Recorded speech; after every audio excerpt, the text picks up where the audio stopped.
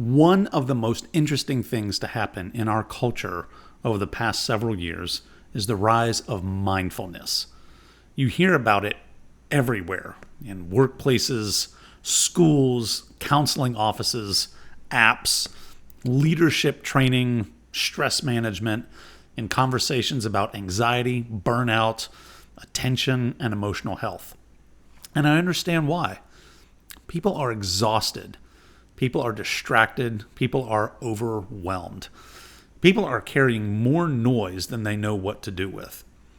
So when someone comes along and says, slow down, breathe, pay attention, come back to the present moment, something in us just says, yeah, I need that. And I do not think Christians should ignore this. I do not think we should just roll our eyes and dismiss it, because the popularity of mindfulness is telling us something. It's telling us that people are hungry for an interior life. People know, even if they do not have language for it, that they cannot keep living scattered, anxious, hurried, numb, burned out, disconnected. They know something's wrong. They know the outer life is not enough. They know another productivity hack is not going to heal what's happening in your soul. And this is where I think Christians need to pay attention, because mindfulness may have opened the cultural door, but Christian spiritual formation has something much deeper to say. Mindfulness often says, become present to the moment. That can be helpful. But Christian formation asks a deeper question. Present to whom? Because the goal of the Christian life is not merely to become more aware of my breathing and my thoughts or my emotions. The goal is communion with God. The goal is learning to live awake to the presence of the one who made me, the one who loves me, the one who searches me, corrects me, calls me forward. So yes, I may need to slow down. Yes, I may need to pay attention.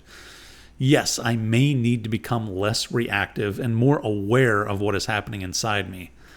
But I'm not merely doing this so I can become just a calmer version of myself. I'm doing this because I want to become more available to God.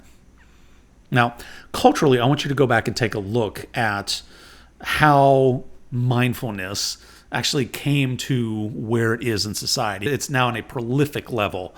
Back in the 60s, right, if you wanted to study meditation, well, you had to go, right? You had to go someplace. You wouldn't be able to do a lot of that here in the stateside. You're either going off to India or China or Korea, some other place where you would learn. But what I found really interesting about this is that it wasn't till somewhere around the 60s, there was a person over in Harvard, as a researcher in Harvard, ended up doing more of a true, honest-to-goodness study about, hey, whenever folks are meditating, something real is happening here, okay? Forget about all the mystic stuff. Let's just focus on data, okay? So what he helped a lot of people see is that he was simply taking numbers, making real things that people had been experiencing for thousands of years through meditation. So there was another person, I believe his name was John, and I'll go ahead and put his name up. I think it's Kabat-Zinn.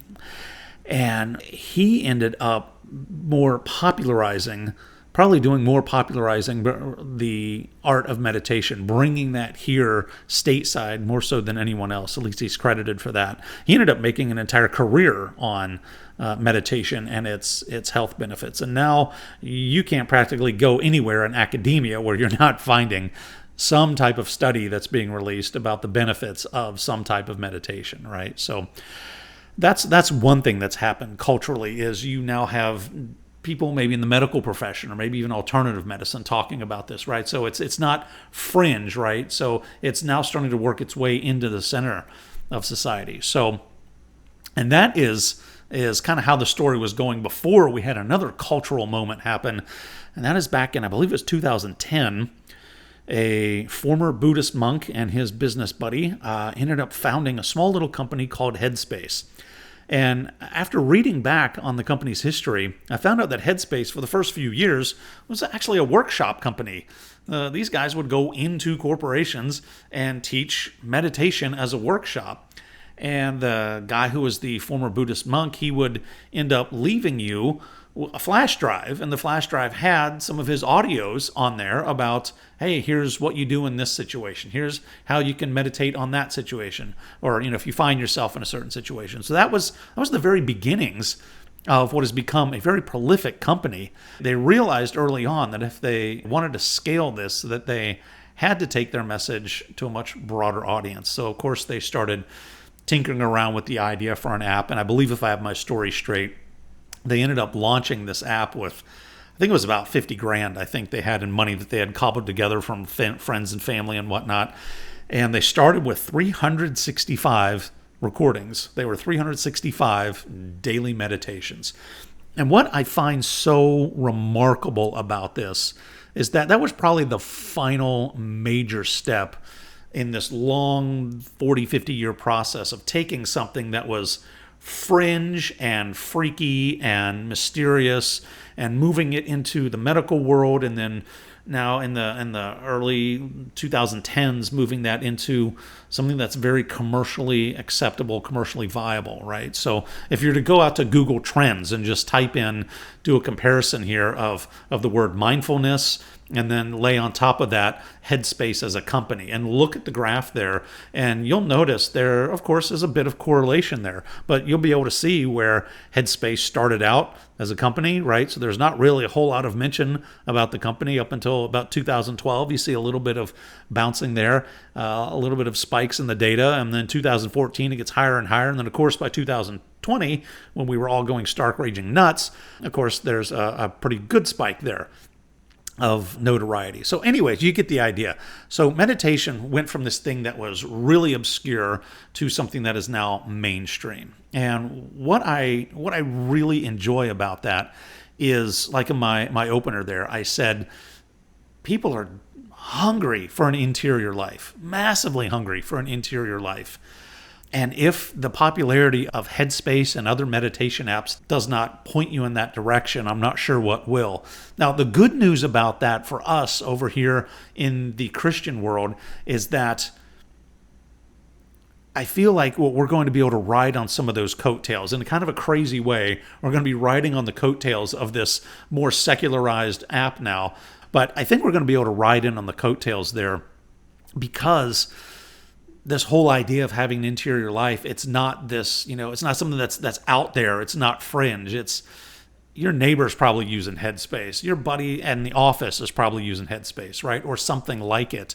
So we're starting to see in the Christian world things like the Pause app come into play. We're seeing the Hallow app come into play. Lectio 365 come into play, right? So a lot of these apps that are helping people have this interior life in the Christian sense is a huge thing. I absolutely love it, because as I said in the beginning, it's great if you're able to calm yourself down, and it's great if you're able to be present, but to calm yourself down for what? To be more available and more present for who, right? So anyway, it's just an amazingly great story. If you are not using some kind of a Christian meditation app, I would certainly recommend it.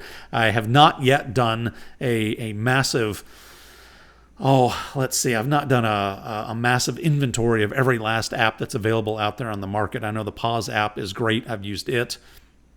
I think I've used, Lectio 365 I've used multiple times.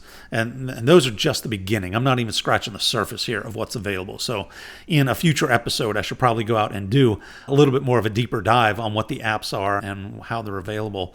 So, but there's just a whole world of great resources out there. And one of the things that I want to start doing here is trying to have a deeper understanding, gain a deeper understanding of how in the world we in the evangelical world have lost this fantastically deep tradition of having a very deep interior life, right? So if you go back in Christian history, of course, you have the desert mothers, the desert fathers, and they're kind of at the beginning of this interior life and the asceticism and whatnot. And then again, you kind of go through time there and you see the monks and the Ignatians and whatnot and all that. So there's a very, very deep history there, and we can't blame it all on the Reformation, even though there's certainly a part to play in it. But I'm just blown away. I guess that's about the only phrase that I can come up for, is blown away when I look at how much an interior life is helping me here, especially here lately. I can't believe it's been such a missing category for me inside all of my time in the evangelical church, and I'm just having a ball rediscovering it. And anyway, I hope that you are enjoying it too, and I encourage you, if you are not doing some kind of practice here, definitely dive into it. Check out the other episodes in the podcast. I do have other episodes here where I'll end up talking about some of the practices that I use or some that I've discovered. So definitely check those out. And hey, I would love hearing from you. If you wouldn't mind, wherever you found this, if you wouldn't mind leaving me a review or leaving me some comments, would love to hear from you. So anyway, that's that, folks. So take care, and I wish you a wonderful week. See you next week.